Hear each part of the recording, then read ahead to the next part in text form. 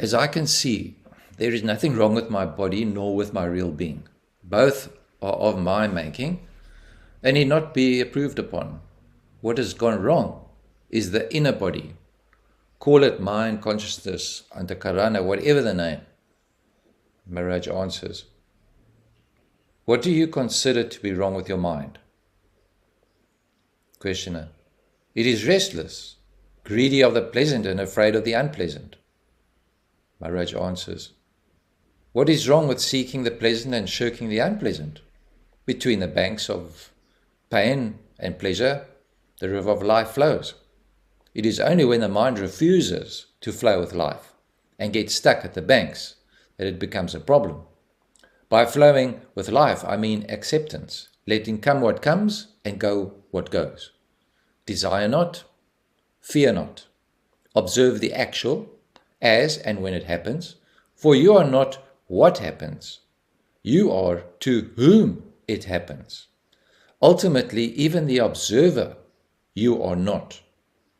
You are the ultimate potentiality of which the all-embracing consciousness is the manifestation and expression. Questioner, yet between the body and the self there lies a cloud of thoughts and feelings which neither serve the body nor the self. These thoughts and feelings are flimsy, transient and meaningless, mere mental dust that blinds and chokes, yet they are there, obscuring and destroying. Maharaj answers, surely the memory of an event cannot pass for the event itself, nor can the anticipation. There is something exceptional, unique about the present event, which the previous or the coming do not have. There is a livingness about it, an actuality. It stands out as if illuminated. There is the stamp of reality on the actual, which the past and the future do not have. Questioner, what gives the present that stamp of reality? Maharaj answers, there is nothing peculiar in the present event to make it different from the past and future. For a moment, the past was actual, and the future will become so. What makes the present so different? Obviously, my presence. I am real, for I am always now, in the present. And what is with me now shares in my reality. The past is in memory, the future in imagination. There is nothing in the present event itself that makes it stand out as real. It may be some simple periodical occurrence, like the striking of the clock. In spite of our knowing that the successive strokes are identical, the present stroke is quite different from the previous one and the next, as remembered or expected. A thing focused in the now is with me, for I am ever present. It is my own reality that I impart to the present event. Questioner, but we deal with things remembered as if they were real. Maharaj answers, we consider memories only when they come into the present.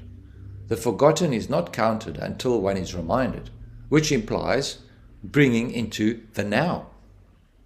Questioner, yes, I can see there is in the now some unknown factor that gives momentary reality to the transient actuality. Maharaj answers, you need not say it is unknown, for you see it in constant operation. Since you were born, has it ever changed? Things and thoughts have been changing all the time, but the feeling that what is now is real has never changed, even in dream. Questioner, in deep sleep there is no experience of the present reality. Maharaj answers, the blankness of deep sleep is due entirely to the lack of specific memories. But a general memory of well-being is there. There is a difference in feeling when we say, I was deeply asleep, from I was absent. Questioner, we shall repeat the question we began with. Between life's source and life's expression expression, which is the body, there is the mind and its ever-changeful states. The stream of mental states is endless, meaningless, and painful. Pain is the constant factor. What we call pleasure is but a gap, an interval between two painful states. Desire and fear are the weft and warp of living, and both are made of pain. Our question is, can there be a happy mind? Maharaj answers, desire is the memory of pleasure, and fear is the memory of pain. Both make the mind restless. Moments of pleasure are merely gaps in the stream of pain. How can the mind be happy?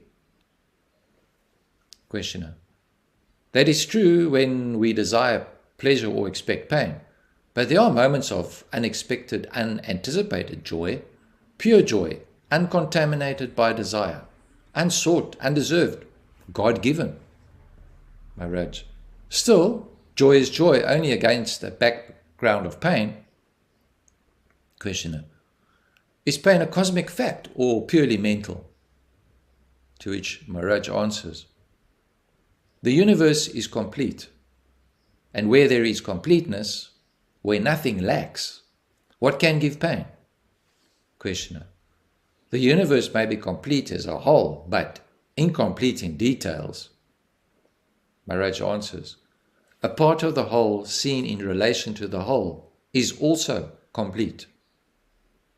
Only when seen in isolation, it becomes deficient and thus a seat of pain. What makes for isolation? Questioner.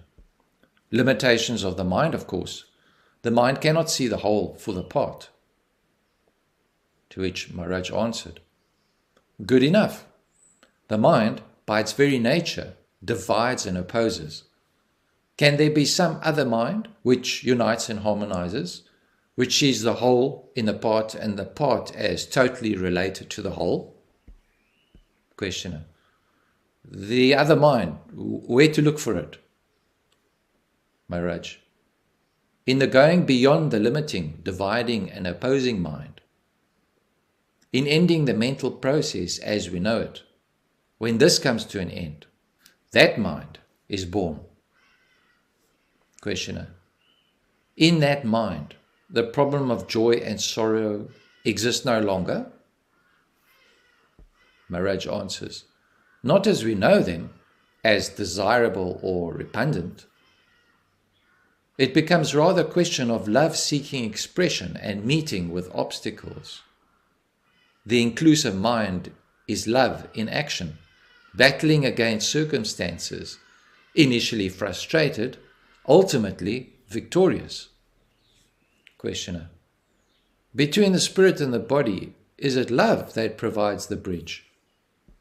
Maharaj answers, what else? Mind creates the abyss, the heart crosses it. Questioner. On several occasions, the question was raised as to whether the universe is subject to the law of causation, or does it exist and function outside the law? You seem to hold the view that it is uncaused, that everything, however small, is uncaused, arising and disappearing for no known reason whatsoever. Maharaj answers, causation means succession in time of events in space, the space being physical or mental. Time, space, causation are mental categories arising and subsiding with the mind. Questioner. As long as the mind operates, causation is a valid law.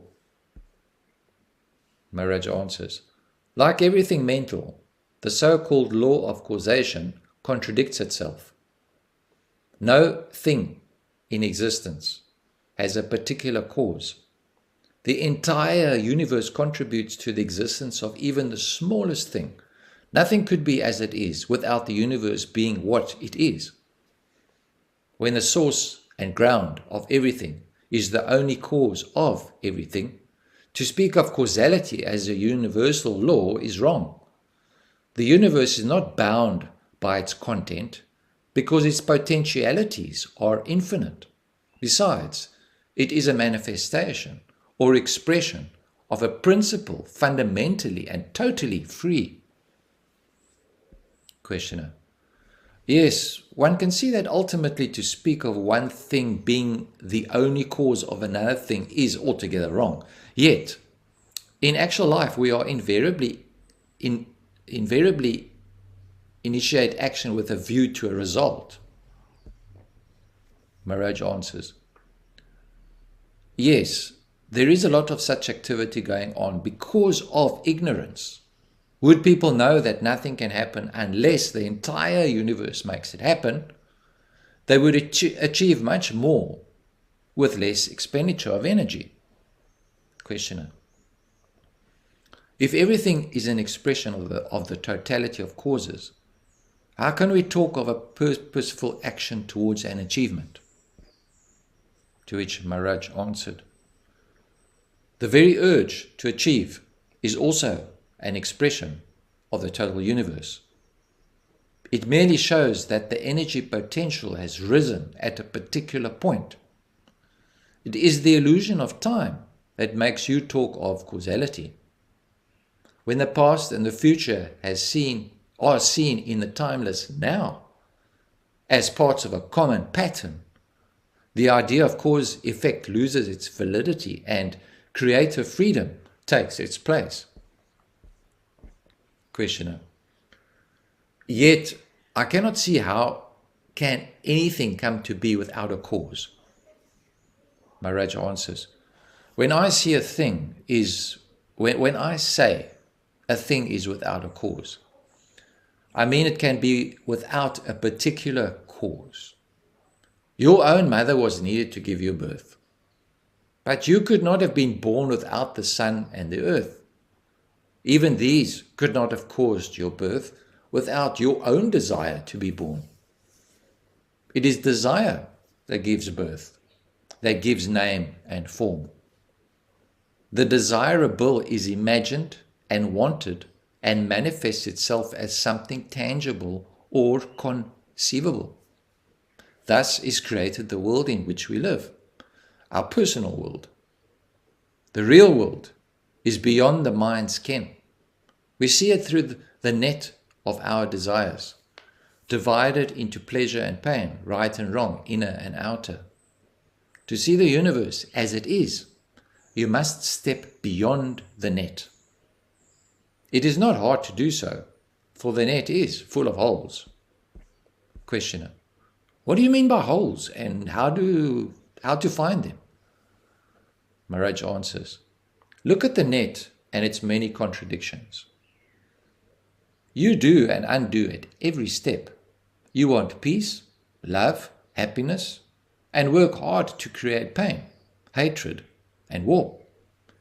You want longevity and overeat. You want friendship and exploit. See your net as made of such contradictions and remove them. Your very seeing them will make them go. Questioner.